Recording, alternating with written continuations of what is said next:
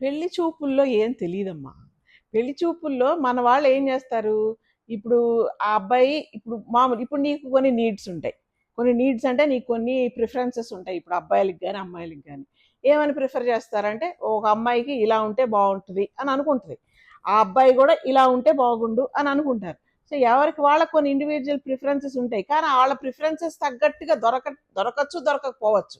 కానీ మనం ఎలా ఉన్నా లేకపోయినా సరే వీళ్ళు ఊహించుకునేది మాత్రం చాలా బాగుండాలని ఊహించుకుంటారు.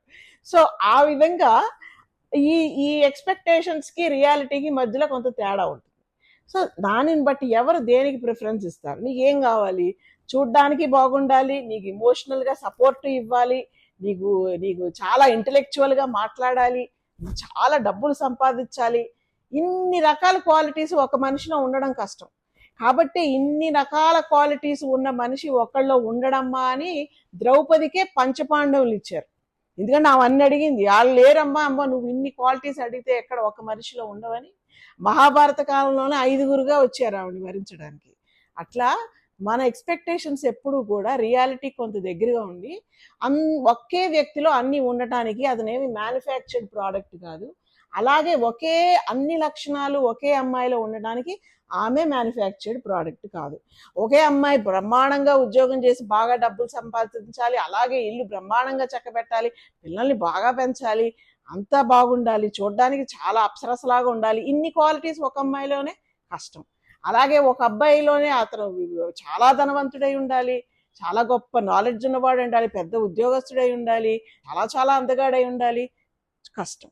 అలా మనకి ఏది ప్రిఫరెన్స్, మనది ఏది ప్రయారిటీ అని తెలుసుకొని దేనికి మనం ఓకే అనుకోవచ్చు, దేనికి మనం ఎక్కువ ప్రాధాన్యత ఇవ్వాలి అనేది మన వ్యక్తిగత ఒపీనియన్. దాన్ని మనం ఆలోచించుకొని ముందుకు వెళ్ళాలి. తర్వాత ఒకసారి కమిట్ అయిన తర్వాత దానికి కమిట్ అయి ఉండాలి.